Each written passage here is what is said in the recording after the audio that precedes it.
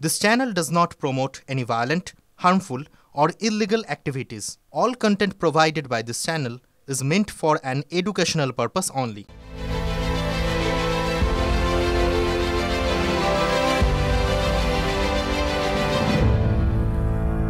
আর আজকের ঠোঁট কাটা স্পেশাল শুরু করব একটা স্পেশাল খবর দিয়ে।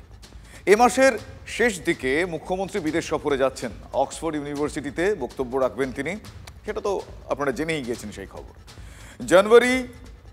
জানুয়ারিতে ফের কলকাতায় আসতে পারেন লিওনেল মেসি, এ খবরও পাওয়া যাচ্ছে।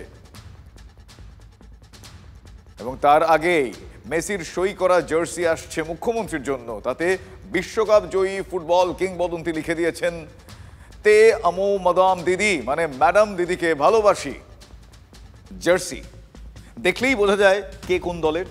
মেসি যেমন সই করেছেন তার দেশের জার্সিতে, কিন্তু রাজ্যের রাজনীতিতে জার্সি দেখে প্লেয়ার চেনা কিন্তু ওই আমরা বলি না খুব চাপের। হ্যাঁ, খুব চাপের। আজ এই জার্সিতে তো কাল অন্য জার্সি, মানে জার্সি বদল আর কি বারবার। তবে কখনো জার্সি বদলাননি এমন নেতাও কিন্তু আছে, যেমন বাঁকুড়ার ওন্দার এমএলএ অমরনাথ শাখা।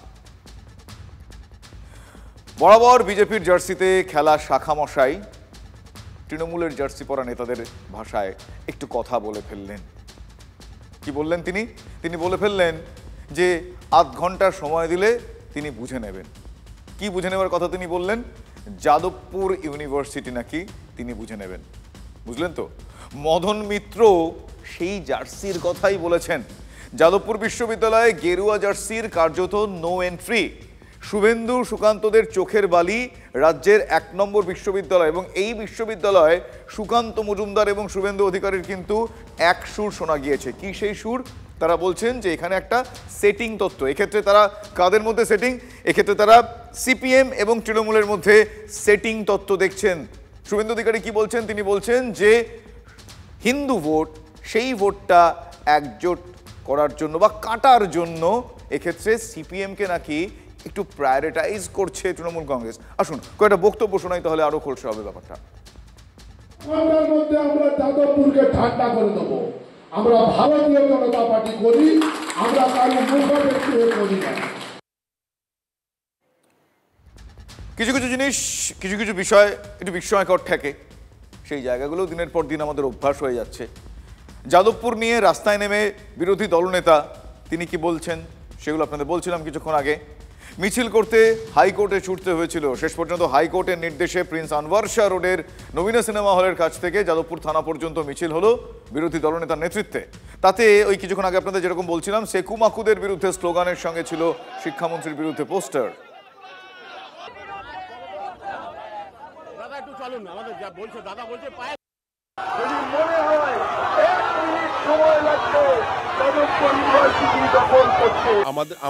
আমাদের যারা কর্মীরা আছে তারাও কিন্তু উগ্র হতে পারে, 2 মিনিট সময় লাগে। মমতা বন্দ্যোপাধ্যায়ের খুব কম সময় লাগবে যদি উনি সত্যি এটাকে হিংস্রভাবে দমন করতে চান। কেউ বলছে 1 ঘন্টা, কেউ বলছে আধ ঘন্টা, কেউ বলছে 2 মিনিট, কেউ বলছে কয়েক সেকেন্ড। বিরাট ব্যাপার। মাঠে নামতে হবে না, জার্সি পরার ঘরে গেলেই যথেষ্ট। তৃণমূল জার্সি পরতে যাচ্ছে, এটা শুনলে এমনি বন্ধ হয়ে যাবে। এই মস্তানিকে চ্যাম্পিয়ন ট্রফি করে দাও একটা দিদি। কে কত বড় মস্তান, তার চ্যাম্পিয়ন ট্রফি করে দাও। কেন্দ্রীয় নেতৃত্ব এবং রাজ্য নেতৃত্বকে বলবো যে সমস্ত কিছু বিবেচনা করে আমাদের বিজেপির কার্যকর্তাদিকে, এবিপির কার্যকর্তাদিকে ছেড়ে দেন। 8 ঘন্টার মধ্যে আমরা যাদবপুরকে ঠান্ডা করে দেবো। আমরা ভারতীয় জনতা পার্টি করি, আমরা কারো মুখাপেক্ষি করি না। চ্যাম্পিয়ন্স ট্রফি বাংলায় চালু করা যেতে পারে। মস্তানি যে যত বড় করবে তার তত বড় চ্যাম্পিয়ন ট্রফি সে পাবে। মদন মিত্র জার্সির কথা বলছেন। যাদবপুর বিশ্ববিদ্যালয়ে গেরুয়া জার্সির কার্যত নো এন্ট্রি। শুভেন্দু সুকান্তদের চোখের বালি রাজ্যের এই 1 নম্বর ইউনিভার্সিটি। কোনো উপাচার্য যাদবপুরে পুলিশ ডাকার সাহস পান না, কারণ কোনো একজন উপাচার্য যদি পুলিশ ডেকে নেন তাহলে পরে যাদবপুরে সেই উপাচার্যের জীবন ব্যতিব্যস্ত করে ফেলে এই ছাত্র সংসদের যারা অতি বাম নেতা আছে। রাজ্যপাল মহোদয়ের উচিত আরজি করের মতো ওখানে সেন্ট্রাল ফোর্স দিয়ে পঠন পাঠন, গবেষণা এবং বিশ্ববিদ্যালয়ের ইউজিসির গাইডলাইন মেনে শিক্ষা সংক্রান্ত কাজ ছাড়া অন্য কাজ বন্ধ করে দেওয়া। যাদবপুর বিশ্ববিদ্যালয় পশ্চিমবঙ্গে সম্ভবত একমাত্র বিশ্ববিদ্যালয় যার ক্যাম্পাসের মধ্যে উপাচার্য খুন হয়েছিল। বিলম্বে ছাত্র সংসদেও তালা লাগানো উচিত, ওয়েব কুপার অফিসেও তালা লাগানো উচিত, ব্রাত্য বসুর অফিসেও তালা লাগানো উচিত, আর তথাকথিত সেকু মাকুদের ছাত্র সংগঠন তাদেরকেও করা উচিত। এবং আশ্চর্য বিষয়, আর সেই যাদবপুর বিশ্ববিদ্যালয় নিয়েই রাস্তায় নেমেছিলেন বিরোধী দলনেতা শুভেন্দু অধিকারী। আজ মিছিল করতে হাইকোর্টে তাকে ছুটতে হয়েছিল, আপনাদের বলছিলাম কিছুক্ষণ আগে। শেষ পর্যন্ত হাইকোর্টের নির্দেশে আজ প্রিন্স আনওয়ার শাহ রোডের নবীনা সিনেমা হলের সামনে থেকে যাদবপুর থানা পর্যন্ত মিছিল করলেন নেতৃত্বে বিরোধী দলনেতা শুভেন্দু অধিকারী। সেখানে তৃণমূল এবং সিপিএমের একটা সেটিং তত্ত্বের কথা তিনি বললেন, এবং শিক্ষামন্ত্রীর বিরুদ্ধে পোস্টারও ছিল আজকে এই র্যালিতে। এই মিছিল মূলত কিসের জন্য? নৈরাজ্যের প্রতিবাদ। আমরা শুধু আজকে করছি না, 16 তারিখে আমরা নাগরিক কনভেনশন করব যাদবপুরে, এবং 18 তারিখে উচ্চ মাধ্যমিক শেষ হলে আমরা বাইরের কাজটা আমরা করব, লাগাতার জনজাগরণ করব, পথসভা, সিগনেচার ক্যাম্পেইন করে এই মাকুদের রাষ্ট্রবিরোধী শক্তিকে উপড়ে ফেলার কাজ ভারতীয় জনতা পার্টি। বিরোধী দলনেতা এই নন্দীগ্রাম থেকে বাস এনে, নন্দীগ্রামের একাধিক বাস এনে যাদবপুরে মিছিল করেছে। নন্দীগ্রাম থেকে লোক এনে যাদবপুরে মিছিল করা হচ্ছে, এটা হচ্ছেটাই কি? জয় জয় শ্রীরাম, হিন্দু জনগণের জাগরণ, মমতার 26শে বিসর্জন। বিপুল সংখ্যাগরিষ্ঠতা নিয়ে তৃণমূল কংগ্রেসের সরকার চতুর্থবারের জন্য ক্ষমতায় আসবে। যাদের যাদবপুরে প্রিন্স আনোয়ার শাহ রোডের কাছে মিছিল করতে গেলে নন্দীগ্রামের আপনজন বাসবোঝাই লোক আনতে হয়, আরো 3টে লোক নন্দীগ্রাম থেকে আনতে হয়, তো তারা কি সরকার গড়ার কথা আসছে কোথার থেকে? যাদবপুর বিশ্ববিদ্যালয় বামপন্থার ঘাঁটি বলে পরিচিত। সেখানে শিক্ষামন্ত্রী ব্রাত্য বসু যাওয়ার পর হুলস্থুল কাণ্ড বাঁধে। তৃণমূল আর বামেদের মধ্যে একটা টানাপড়েন চলে, আর তারই মধ্যে বিজেপি ঢুকে পড়েছে। যাদবপুর তো চিরদিনই মাওবাদীদের আখড়া, কমিউনিস্টদের আখড়া, আর সব ওইখানে আপনার ঘর মে কুত্তা ভি শের হতা হ্যায়। যারা রাজনীতিতে তৃণমূলের সঙ্গে টেক্কা দিতে পারে না, হারাতে পারে না, তারা বিচ্ছিন্ন একটা দ্বীপের মতো জায়গায় গন্ডগোল করার চেষ্টা করছে। দিল্লিতে এরকম চলেছিল, আজ হিম্মত নেই ওখানে কিছু করার। মাওদের সঙ্গে সিপিএম হাত মিলিয়ে আছে, দেশ বিরোধী ভাবনা যাদের সঙ্গে, তাদের সঙ্গে হাত মিলিয়ে আছে সিপিএম। আসলে একে বলা যায় ককটেল রাজনীতি, অনেকে বলেন সেটিং। বাম জমানায় মমতা বন্দ্যোপাধ্যায় কয়েকজন কংগ্রেস নেতাকে আবার তরমুজ বলতেন, বাইরে সবুজ ভিতরে লাল, মানে বাইরে কংগ্রেস ভিতরে বাম। এখন বলছেন গেরুয়া কমরেড। বিজেপিকে এখন আমি বলবো কমরেড, গেরুয়া কমরেড, ওপরটা হলুদ ভেতরটা লাল। মমতা যেটা বলতে পারেন, ভেতরে বাইরে তার মধ্যে গেরুয়া আছে, বিজেপি আছে। তিনি বিজেপির ইন অ্যান্ড আউট দুটোই জানেন, কারণ তিনি তাদের সঙ্গে ঘরও করেছেন, তাদের সঙ্গে লড়ার নাটকও করেন। বিজেপি এরকমই, তৃণমূল এরকমই ইলেকশন ভোটার লিস্ট নিয়ে এই জন্য ডাকছে, যাতে যেমনটা আছে তেমনটাই থাকবে। মমতা ব্যানার্জি তো তৈরি হয়েছিল তৃণমূল এই জন্যই, যাতে এখানে আরএসএসকে বারবারন্ত করা যায়। কিন্তু আমি অপেক্ষা করছি সেই দিনের খবরের জন্য, যেদিন তৃণমূল এবং বিজেপির সমন্বয় বৈঠক যেটা হয় আরএসএসের নেতৃত্বে। মমতা বন্দ্যোপাধ্যায় বলছেন BJP CPM cocktail, Mohammad Salim বলছেন তৃণমূল বিজেপির সেটিং, আর শুভেন্দু অধিকারী কি বলছেন শুনুন।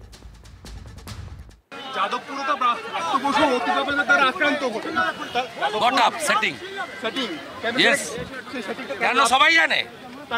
মন্ত্রী কর্মসূচি করতে আসবেন কেন? 1 নম্বর, কর্মসূচি যদি করতে আসেন পুলিশের ব্যবস্থা থাকবে না কেন?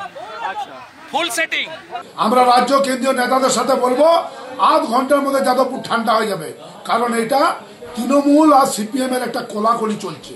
আজকে সারা পশ্চিমবাংলায় যেমন ভোটের সময় কোলাকুলি হয়েছে, এবারেও ওই তৃণমূল আর সিপিএম ওইখানে যাদবপুরে কোলাকুলি খেলছে। শুনলেন শুভেন্দু যা বললেন সেটাই বললেন একটু অন্যভাবে ওন্দার বিজেপি এমএলএ। অনেকদিন ধরেই সে কথা বলছেন বিজেপির রাজ্য সভাপতিও। এটা ওই এখন যে নতুন আইপ্যাক হয়েছে, কি জেন, প্রদীপ জেন না কি চালায়, তার প্ল্যান হতে পারে, এবং সেটা মমতা বন্দ্যোপাধ্যায়ের নির্দেশে পুরোটাই ড্রামাও হতে পারে। বাম এবং তার সাথে তৃণমূল এদের নিজেদের পরস্পরের পিঠ চুলকে দেওয়ার প্রতিযোগিতা চলছে। এটা ফ্রেন্ডলি ম্যাচ, দুই পক্ষই জানে কেন খেলছে, কি জন্য খেলছে। শুধু রাজায় রাজায় যুদ্ধ হয়, উলু খাগলার প্রাণ যায়, নিচের বাচ্চা কমরেডরা মার খেয়ে মরছে। আসলে সিপিএম আর তৃণমূলের মধ্যে এটা গটাপ। বাদ্যবাবু কত বছর শিক্ষামন্ত্রী আছে? 3 বছরের বেশি হয়ে গেছে। তিনি একবারও যাদবপুরে যাওয়ার প্রয়োজন মনে করলেন না। হঠাৎ করে এই ভোটের আগে, যখন ঠিক 1 বছর মতো বাকি আছে, তার যাদবপুরে যাওয়ার কি প্রয়োজন? ওনার একটা ভালো ব্রেন এমআরআই দরকার। একটা ভালো ব্রেন এমআরআই করলে না এই প্রবলেমগুলো অনেকটা কেটে যাবে। তৃণমূল এবং সিপিএম এর যোগসাজশ, এটা শুনলে বিজেপির সমর্থকরাও হাসবে। সুকান্ত যেটা বলছিলেন আজ ঠিক সেটাই বললেন বিরোধী দলনেতা শুভেন্দু অধিকারী। তবে সুকান্তকে ছাড়িয়ে আরো এক কদম এগিয়ে গেলেন। আপনারা বাম তৃণমূলের আজকে কথা বলছেন, যাদবপুরে তো রাষ্ট্রপতি অতিপ্রাবের দ্বারা আক্রান্ত হলেন। গটআপ সেটিং ইয়েস, কেন সবাই জানে। তার কারণটা মন্ত্রী কর্মসূচি করতে আসবেন কেন? 1 নম্বর, কর্মসূচি যদি করতে আসেন পুলিশের ব্যবস্থা থাকবে না কেন? আচ্ছা, ফুল সেটিং। হাস্যকর কথাবার্তা। বিজেপির যে ভোট, ওটা বেসিক্যালি বাম ভোট। বিজেপি সিপিএম এর যত % রক্তক্ষরণ হয়েছে, বিজেপির অভ্যন্তরীণ ততটা পার্সেন্টেজ খানিকটা বেড়েছে। শুভেন্দুবাবুর বিজেপিটা তো দাঁড়িয়েই আছে সিপিএম এর ভোট ব্যাংকের উপর। হিন্দু ভোট কাটবো, মমতাকে রাখবো। হিন্দু ভোট ভাগার জন্য সিপিএমকে নামিয়েছে। 12টা লোকসভা সিট জিতেছে হিন্দু ভোট জিতে। শুভেন্দু অধিকারী অঙ্কটা স্পষ্ট করে দিলেন। সব দলের নেতাদের মাথায় এখন একটাই চিন্তা, ভোট ভোট আর ভোট। 2019 লোকসভা নির্বাচনে বামেদের বাক্সে ছিল 6.33% ভোট। 2021 বিধানসভা ভোটে সেটা কমে হয়ে যায় 4.73%। কিছুটা বেড়ে 2024 লোকসভা নির্বাচনে সেটা ছিল 5.67%। বামেদের ভোট যদি আরো বাড়ে তাহলে বিজেপির শিরে সংক্রান্তি। শুভেন্দু তাই বলছেন, বিজেপিকে ঠেকাতে বামেদের নাকি তৃণমূল হাওয়া দিচ্ছে, অ্যাডভান্টেজ। গটআপ সেটিং, কেন সবাই জানে। চোরের মার বড় গলা বলে না। এখন দেখা যাবে তৃণমূলের গলা যত শুকিয়ে যাচ্ছে, তো শুভেন্দু সেই গলার সঙ্গে একসঙ্গে মিলিয়েছে। সিপিএম এর ভোট ব্যাংক যদি কারোর উপকার করে থাকে তাহলে সেটা বিজেপিরই উপকার করেছে। ফুল সেটিং। হিন্দু ভোট কাটবো, মমতাকে রাখবো। হিন্দু ভোট ভাগার জন্য সিপিএমকে নামিয়েছে। 12টা লোকসভা সিট জিতেছে হিন্দু ভোট জিতে। সিপিএম তো কমতে কমতে গিয়ে ওই 2-3% এসে দাঁড়িয়েছে, আর বাকিটা তো বিজেপির ভোট ব্যাংকে আছে। সিপিএম যদি নিজেদের ভোট ব্যাংকটা ধরে রাখতে পারে তাহলে তো বিজেপিটাই থাকবে না। শুভেন্দু যে ভয়ের কথা বলছেন কুণাল ঘোষের কথায়, সেই অঙ্ক মেনে নেওয়ার ইঙ্গিত। সিপিএম এর ভোট বাড়লে বিজেপির বিপদ। সেলিম অবশ্য পুরনো তত্ত্বে অনড় রয়েছেন। এসব ওই ককটেল অঙ্ক ছাড়া এখন রাজনীতির আর আছেটাই বা কি বলুন তো। তো বাম ঐক্য দৃঢ় হচ্ছে, তত বেশি বামপন্থার বিরুদ্ধে এই দক্ষিণপন্থীরা এককাট্টা হয়ে যাচ্ছে। তাহলে কি বাম ভোট বাড়ার একটা ভয় পাচ্ছেন শুভেন্দু অধিকারীরা? হিন্দু ভোট হারানোর ভয় তার মানে পক্ষান্তরে। আর টিমকে বিধানসভা নির্বাচনের খেলায় আগেই নামিয়ে দিয়েছেন মমতা বন্দ্যোপাধ্যায়। আসল খেলা ভোটার লিস্ট থেকে শুরু, ঠিক আছে? 40 লাখ ভোট বাড়লো কি করে মহারাষ্ট্রে? আর দিল্লিতেই বা আপনারা কি করেছিলেন? একদিন না একদিন তো বেরোবে। শুনুন, অঙ্কটাকেও দেরিতে কষে, অঙ্কটাকেও আগে কষে। অঙ্কটা কষতে জানতে হয়। মুখ্যমন্ত্রী নিজেই ভুয়া। বিজেপি এরকমই, তৃণমূল এরকমই ইলেকশন ভোটার লিস্ট নিয়ে এই জন্য ডাকছে, যাতে যেমনটা আছে তেমনটাই থাকবে। খেলা নম্বর 1 ভোটার লিস্ট। ভোটার লিস্ট থেকে বুথ তাড়াতে ওঝা হয়ে নেমে পড়েছেন তৃণমূলের নেতাকর্মীরাই। এই 71 নম্বরের ওয়ার্ড অর্থাৎ ভবানীপুর বিধানসভার অন্তর্গত, সেখানকার স্থানীয় কাউন্সিলর এবং স্থানীয় তৃণমূল নেতৃত্ব যারা রয়েছেন তারা ওয়ার্ডে বাড়ি বাড়ি যাচ্ছেন এবং কোথায় কোথায় এই ধরনের ভুয়া ভোটার রয়েছে তাদের খুঁজে বের করছেন এবং মুখ্যমন্ত্রীর নির্দেশে এই কাজ চলছে। আমরা দেখতে পাচ্ছি যে ইতিমধ্যেই 71 নম্বর ওয়ার্ডের দেখা যাচ্ছে যে একজন ভুয়ো ভোটারের হদিশ তারা সেই তালিকা থেকে পেয়েছেন। তাদের দাবি যে এই মনোজ কুমার বাগারিয়া, যিনি আগে এই 71 নম্বর ওয়ার্ডেই যে বাড়ির সামনে তৃণমূল কর্মীরা দাঁড়িয়ে রয়েছেন, এই সাদা রঙের বাড়ি, এখানেই তারা থাকতেন, কিন্তু তার পরবর্তী পরবর্তীতে লকডাউন পরবর্তী সময় তারা এই ব্যক্তি এই জায়গা থেকে চলে যান এবং পরবর্তীতে ঝাড়খণ্ডের বাসিন্দা হয়েছেন এবং ঝাড়খণ্ডের ভোটার হয়েছেন। কিন্তু দেখা যাচ্ছে যে এই বিধানসভার 71 নম্বর ওয়ার্ডেও তার ভোটার তালিকায় একেবারে সচিত্র পরিচয়পত্র অনুযায়ী তার নাম রয়েছে। একটু কথা বলবো যারা বেরিয়েছেন এখানে তাদের সঙ্গে। দিদি, আপনিই বলছেন যে এই মনোজ কুমার ভাগাড়িয়া তিনি ভুয়ো ভোটার, কেন বলছেন? উনি আগে এখানে থাকতেন কিন্তু এখন এখানে থাকেন না, কিন্তু ঝাড়খণ্ডে চলে গেছেন। কিন্তু ঝাড়খণ্ডেও আমরা লিস্টে দেখেছি বের করে যে ঝাড়খণ্ডেও ওনার ভোট লিস্টে নাম আছে আর এখানেও নাম আছে। এখানে এখনও পর্যন্ত নামটা ডিলিট করা হয়নি। 3 বছর ছিলেন, 3 বছর পর লকডাউনের পর উনি চলে গেলেন, এখান থেকে আর আসেননি। সপরিবারে থাকতেন? হ্যাঁ, সপরিবারে থাকতেন। হ্যাঁ, ছেলে মেয়ের বিয়ে হয়ে গেছে, ছেলে বউ উনি থাকতেন। কোথায় চলে গেছেন জানেন? না, আমাদের কাউকে বলেনি, তারপরে ব্যাংক সিল করে দিয়ে গেছিল বাড়িটা। এই 71 নম্বর ওয়ার্ডে লেফট ভোটার মানে যারা এখান থেকে চলে গিয়েছেন বা মারা গিয়েছেন সেই সংখ্যাটা কত পাচ্ছেন? প্রায় 1400-1500 পার হয়ে যাবে। এই 1400 কি আপনার ভুয়ো ভোটার বলতে চাইছেন? ভুয়ো ভোটার কি না সেটা ঠিক আমি বলবো না, কিন্তু dead voter, left shift voter আমরা যেরকমভাবে পাচ্ছি বের করছি, হতে পারে এর মধ্যে থেকে ভুয়ো ভোটার হতে পারে। আমরা সেটাও চিহ্নিত করব, আস্তে আস্তে করে দেখছি আমরা। যে ন্যারেটিভ, যে প্রোপাগান্ডা ওনারা শুরু করেছিলেন সেই ন্যারেটিভ প্রোপাগান্ডা এবার ধাক্কা খাবার মুখে। এটা নিয়ে আমরা দেখছি যে দুটো নাম অদ্ভুতভাবে এখানে এসেছে। আমাদের মুখ্যমন্ত্রী মমতা ব্যানার্জি বলার পর আমরা আবার যেহেতু তদন্ত করতে বেরিয়েছি, পুঙ্খানুপুঙ্খ তদন্ত করতে বেরিয়েছি, সেখানে এই নাম দুটো লক্ষ্য। আমি বলছি গার্ডেন রিচ, পার্ক সার্কাস, রাজাবাজার, তপসিয়া, আমি কলকাতা শহরের কথা বলছি, এই সব জায়গায় ভোটার কত বেড়েছে? আপনি ভূত বেশি বেড়েছে না জিন বেশি বেড়েছে আজকে সেটা আগে দেখাতে হবে। আমাদের বীরভূম জেলায় মাত্র 4-5টা বেরিয়েছে। এখন বুঝতে পেরেছে বুমেরাং, এটা হবারই ছিল। পুরো জাল মালটা তো দিদিরই ভর্তি করা। ইনি জোরসে বলছেন যে ভুতুরে ভোটার, ভুতুরে ভোটার। ভুতুরে না, সব জিন ভোটার। নির্বাচন কমিশন অবশ্য তৃণমূলের দাবি মেনে ওই ইউনিক ভোটার নাম্বার দেওয়ার সিদ্ধান্ত নিয়েছে। আর আশ্চর্যের ব্যাপার হচ্ছে বঙ্গের তৃণমূল কংগ্রেস এবং বিজেপি এই দুই দলই মঙ্গলবার দিল্লিতে যাচ্ছে নির্বাচন কমিশনের সঙ্গে দেখা করতে। দেখা করে আমাদের কাছে যে তথ্য আছে, প্রায় 17 লক্ষের বেশি এরকম নাম আছে পশ্চিমবঙ্গের ভোটার লিস্টে। তাদের 3টে প্যারামিটারে তারা সেম, আইদার ছবি মিলে যাচ্ছে, 2 জায়গায় নাম আছে, অথবা বাবার নাম এক, ডেট অফ বার্থ এক, ডেট অফ বার্থ বাবার নাম মিলেছে, 3টে বা অন্য কোনো প্যারামিটার মিলেছে, ঠিকানা মিলেছে। এরকম 3টে প্যারামিটারে আমরা দেখেছি বিভিন্ন বিভিন্ন জায়গায় নাম আছে। এই 17 লক্ষের নাম আমরা সেই কমিশনের কাছে তুলে দেবো। আমরা চাইব যে এর 26-এর যে ভোট আসছে সেই ভোটে এই যে ভোটার লিস্ট, এই ভোটার লিস্ট সম্পূর্ণভাবে এই ধরনের ডুপ্লিকেট নাম মুক্ত ভোটার লিস্ট। বিজেপি তো যাচ্ছে ফেস সেভিং এর জন্য, তো তৃণমূল অভিযোগ তুলেছে, তৃণমূল হাতে নাতে ধরছে ভোটার লিস্ট কেলেঙ্কারি, আধার স্ক্যাম, বাইরের রাজ্যের ভোটারদের বাংলায় দিয়ে দেয়া, বাংলার অরিজিনাল ভোটারদের বাদ দেয়া। তো এগুলো তো তৃণমূল ধরেছে, তো তৃণমূলই তো এটা নিয়ে অভিযোগটা করবে। ঘরের লোককেও বিশ্বাস নেই, জলপাইগুড়ির তৃণমূল জেলা সভাপতি মহুয়া গোপের কড়া হুঁশিয়ারি। শুনুন, তারপর বলছি বাকিটা। ব্যক্তিগত পছন্দের জায়গা বাড়িতে রাখবেন, যখন দল করতে আসবেন একসাথে চলতে হবে, এক কথাই বলতে হবে, প্রত্যেককে ঐক্যবদ্ধ হয়ে চলতে হবে।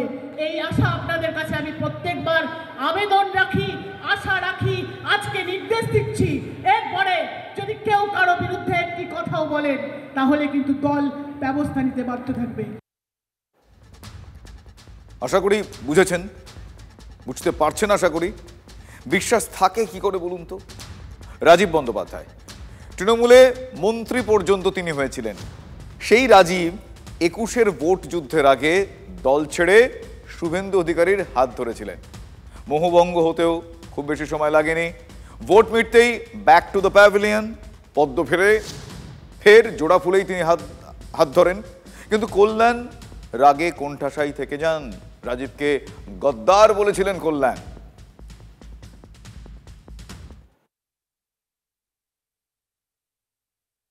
Rajib Banerjee value is zero, সেটা প্রমাণ করে আমরা দেখিয়ে দিয়েছি।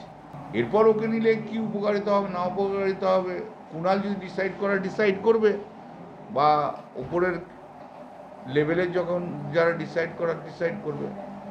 দিদি তো কালকে একটা কথা বলেছেন পরিষ্কার করে যে গদ্দারদের নেওয়া হবে না, এখন সেই প্যারামিটারটা কি, সেই প্যারামিটারটা তো নিঃসন্দেহে মমতাদি এবং অন্যান্য নেতারা ঠিক করবেন। বুঝতে পারছেন সেদিন তার কি বক্তব্য ছিল? অনেকেই ভাবছেন হয়তো যে হঠাৎ এই পুরনো কাসুন্দি কেন ঘাঁটছি, তাই না? হ্যাঁ, পুরনো কাসুন্দি নয়, এটা কোনোভাবেই পুরনো কাসুন্দি নয়। আজ সেই কল্যাণ বন্দ্যোপাধ্যায়ের বাড়িতে হঠাৎ হাজির হয়েছিলেন সেই রাজীব বন্দ্যোপাধ্যায়, সঙ্গে উত্তরপাড়ার প্রাক্তন বিধায়ক প্রবীর ঘোষাল। 21-এ রাজীবের পথেই এই প্রবীরবাবুও পা দিয়েছিলেন। দেখা হলো, তাদের মধ্যে কথা হলো। আসুন একটু দেখি এবার আমরা। যেহেতু আমি এক জায়গায় অন্য দল পরিবর্তন করেছিলাম বলে দাদা মানা করেছিলেন, সেই সময় ওনার অনেক অভিমান হয়েছিল, তারপর থেকে একটা গ্যাপ ছিল। আজকে যখন শ্রীরামপুরে এসেছি তখন আমার মনে হলো একবার দাদার সাথে আমি গিয়ে একটু সৌজন্য সাক্ষাৎ করে আসি, এবং দাদাকে আমি বললাম আপনি যদি থাকেন আমি যাব, এবং দাদাও ডেকেছিলেন। তাই সকালে এলাম, দাদার সাথে একটু সৌজন্য সাক্ষাৎ করে গেলাম। দাদার সাথে আজ দেখা হয় অত্যন্ত ভালো লাগলো। দাদাও জড়িয়ে ধরলেন, আলিঙ্গন করলেন। ও আজ আমার সঙ্গে দেখা করতে এসেছিল, দেখা করলো, বললো দাদা ভুল টুল হয়েছে, ক্ষমা করো। ঠিকই আছে, পুরনো লোক তো। আর প্রবীরদা তো অনেকদিন ধরেই রয়েছে, জয়েন করেছে। প্রবীরদা তো বিভিন্ন প্রোগ্রামেই রয়েছে। দাদা ভাইয়ের কথোপকথন কি হয়েছিল তা তো জানা গেল, কিন্তু সম্পর্কের সমীকরণ সেটা বদলালো কি? হ্যাঁ, মানে সেদিন যাকে গদ্দার বলেছিলেন, যার ভ্যালিউ শূন্য বলে তিনি সেদিন দাবি করেছিলেন, সেই রাজীব সম্পর্কে মূল্যায়নটা কি বদলালো? মনোভাবটা কি বদলালো? কিসে নির্বাচন আসছে, সবাইকে নিয়ে তো চলতে হবে, সবাইকে নিয়ে কাজ করতে হবে। দল কাকে কি দায়িত্ব দেবে, কি করবে, সে তো পরের ব্যাপার। কিন্তু এখন তো অনেক বড় কাজের মধ্যে ভোটার লিস্ট নিয়ে বিভিন্ন কাজ আছে, তাতে থেকে সবাইকে 36 জন যে দিদি একটা কমিটি তৈরি করে দিয়েছে, তার মধ্যে রাজীবও আছে, আমিও আছি। দাদা ভাইয়ের সম্পর্কের মধ্যে ভালোবাসাও থাকবে, রাগও থাকবে, অভিমানও থাকবে, অভিযোগও থাকবে। এমনি তো ব্যক্তিগত তো আমার সঙ্গে কোনো কিছু নেই। আমার একটা দুঃখ ছিল, কষ্ট ছিল যে তৃণমূলের থেকে কেন চলে গেলে, কারণ তোমার তো কোনো প্রতি তো দলের কোনো অবিচার হয়নি, দল কোনো ইয়ে করেনি, এটা আমার একটা অভিমানের জায়গা ছিল। আমার আশা করি আবার আমরা যেরকম দাদা ভাইয়ের সম্পর্ক ছিল, একদিকে একই দল করছি, দুজনেই আমরা দলের কর্মী, দাদা সাংসদ, সুতরাং দাদা ভাইয়ের সম্পর্ক আগামী দিনে অটুট থাকবে। চুরি কয় প্রকার ও কি কি, এই প্রশ্ন যদি করা হয়, এই সাম্প্রতিককালে কারা তার ভালো উত্তর দিতে পারবেন তার আমাকে নতুন করে বলতে হবে না। স্বাস্থ্যসাথীর মোটা টাকা হাতাতে শিশুর জীবন নিয়ে ছেলেখেলা করতেও একবারও ভাবছেন না তারা, যারা ঠিকই করেছেন চুরি করবেন। হ্যাঁ, ঠিক শুনছেন, ভুয়ো রিপোর্ট তৈরি করে অস্ত্রোপচারের প্রস্তুতিও চলছিল। ভুয়ো রিপোর্ট তৈরি করে মালদার কালিয়াচকের একটি নার্সিংহোমে স্বাস্থ্যসাথীতে ক্লেম করা হয়েছিল অস্ত্রোপচারের খরচ, কিন্তু কারসাজি ধরা পড়ে গিয়েছে। ধরে ফেলে ডিস্ট্রিক্ট সার্ভেলেন্স টিম। ভুয়ো ইউএসজিতে ওই বাচ্চাটির অ্যাপেন্ডিক্স বাদ দিতে চলেছিল ওই নার্সিংহোমের একজন চিকিৎসক, না হাতুড়ে চিকিৎসক।